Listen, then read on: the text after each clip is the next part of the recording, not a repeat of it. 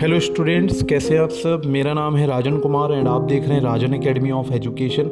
आज के इस वीडियो में हम लोग बात करने वाले हैं एक कहानी के बारे में जिसका नाम है the book that saved the earth, यानी कि एक ऐसी किताब जिसने पृथ्वी को बचाया। ये एक काल्पनिक कहानी है, ठीक है। तो इसके जो सभी पात्र और घटनाएं हैं वो काल्पनिक हैं और इसमें एक साइंटिफिक वो एक तरीके से स्टोरी टाइप की दिखाई गई है। तो ये एक काल्पनिक कहानी है और 25वीं शताब्दी पर आधारित है कि जैसे 25वीं सदी जो है, ठीक है, तो उसमें कुछ लोग बात कर रहे हैं और बता रहे हैं कि कैसे 2040 में मार्स यानी कि मंगल ग्रह के जो भी वहाँ पर एलियंस या लोग थे, ठीक, तो उन्होंने कैसे पृथ्वी पर आक्रमण किया, लेकिन वो आक्रमण सफल नहीं हुआ, ठीक है। उस बारे में ये मतलब आक्रमण वो कर नहीं पाए थे एक तरीके से, उस बारे में ये बताया गया। तो चलिए स्टार्ट करते हैं। इस कहानी में कई सारे कैरेक्टर्स को दिखाया गया है जिसमें एक का नाम होता है थिंक टैंक, यही कमांडर होता है, ठीक है। थिंक टैंक एक नाम है इसमें, ठीक है। अंडे के आकार वाला एक इसमें प्राणी बताया गया है। और दूसरे जो कैरेक्टर्स हैं उनके नाम हैं, जैसे एक का नाम है नूडल, एक का नाम है कैप्टन ओमेगा और एक है लेफ्टिनेंट योटा, सार्जेंट ऊप आदि। ये सभी कैरेक्टर्स इसमें बताए गए हैं। ये सभी कैरेक्टर मार्शियंस दिखाए गए हैं, यानी कि मार्स ग्रह पर रहने वाले, मंगल ग्रह पर रहने वाले। इसमें थिंक टैंक जो है वो खुद को सबसे बुद्धिमान समझता है और सबका कमांडर होता है। उसका एक बड़ा सर था, ठीक है, जैसा मैंने बताया पहले। उसे अपनी तारीफ सुनना बहुत पसंद होता है, ठीक है। तो तारीफ सुनना काफ़ी पसंद होता है, ठीक। इसके बाद हमें दिखाया जाता है कि ये जो मार्सियंस हैं, ठीक, ये जानना चाहते हैं कि पृथ्वीवासी कैसे रहते हैं। और जो कमांडर होता है यानी कि थिंक टैंक अपने कुछ लोगों को पृथ्वी पर भेजता है और वहाँ की जानकारी इकट्ठा करने के लिए, और पृथ्वी पर हमला करना है उसे, तो इसलिए वो भेजता है उन्हें। और उसको ऐसा लगता है कि पृथ्वीवासी अभी काफ़ी पिछड़े हुए हैं और उनने ज़्यादा टेक्नोलॉजी के बारे में जाना नहीं है, अभी तक ज़्यादा जानकारी नहीं है उन्हें टेक्नोलॉजी के बारे में, ऐसा ये समझता है। जब थिंक टैंक के लोग पृथ्वी पर पहुंचते हैं तब वे एक लाइब्रेरी में जाते हैं। वे देखते हैं उनके चारों ओर ढेर सारी सैंडविच की तरह दिखने वाली वस्तुएं हैं, ठीक है। एक्चुअली में वो बुक्स थी, लेकिन वो समझ नहीं पा रहे थे ये क्या है। तो जैसा कि बुक के जो कवर होता है, ठीक है, वो हार्ड होता है और अंदर जो है सॉफ्ट पेजेस होते हैं। तो वो लोग ये सोच रहे थे ये कुछ सैंडविच जैसा है। थिंक टैंक अपने लोगों से मंगल ग्रह से ही बात कर रहा था और उनसे कहता है कि ये जो तुम्हारे चारों ओर वस्तुएं हैं ये सैंडविच हैं जो पृथ्वीवासियों का मुख्य भोजन है, और ज़रा उन सैंडविचों में से एक टुकड़ा खाकर देखो और स्वाद बताओ। तो वहाँ पे जो उसके लोग मौजूद होते हैं उनमें से एक व्यक्ति एक किताब का एक टुकड़ा खाता है, ठीक है।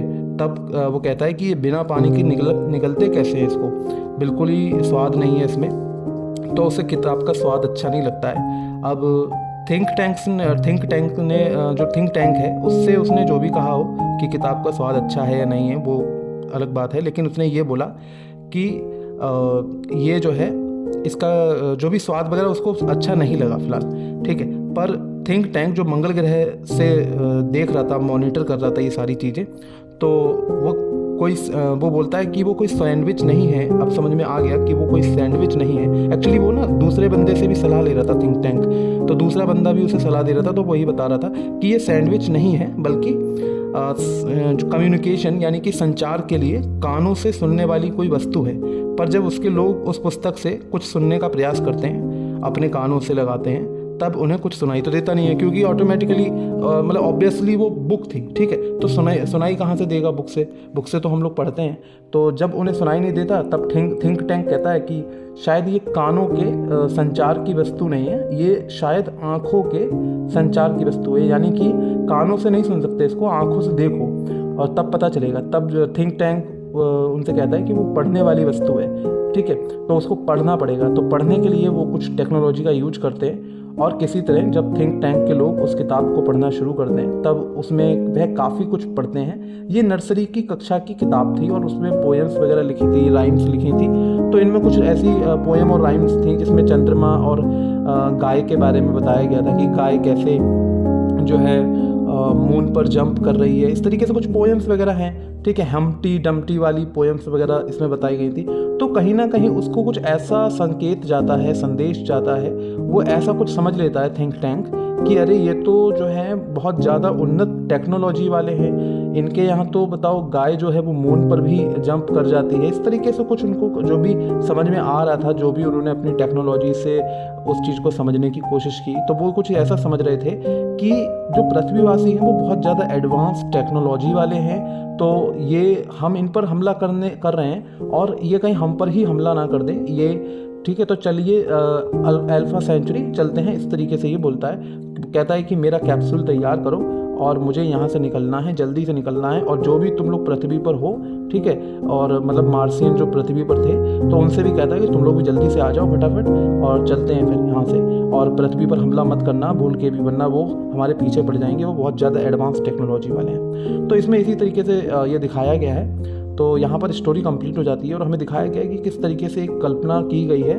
और अगर ये कल्पना आप लोगों को भी अच्छी लगी है तो प्लीज़ लाइक कीजिएगा, शेयर कीजिएगा एंड कमेंट कीजिएगा, ठीक है। एंड आई होप आप लोग जो भी मैं वीडियो अपलोड कर रहा हूँ वो आप लोगों को पसंद आ रही होंगी। प्लीज़ आप लोग शेयर भी ज़रूर कीजिएगा। क्लास 10th की जो भी बुक्स हैं इंग्लिश की, ठीक है, उससे रिलेटेड सारी वीडियोज़ आपको धीरे धीरे मिल रही हैं। 9th की भी जल्दी ही मिलेंगी और 11th और 12th की भी। So thank you so much for watching this video completely. Thank you so much.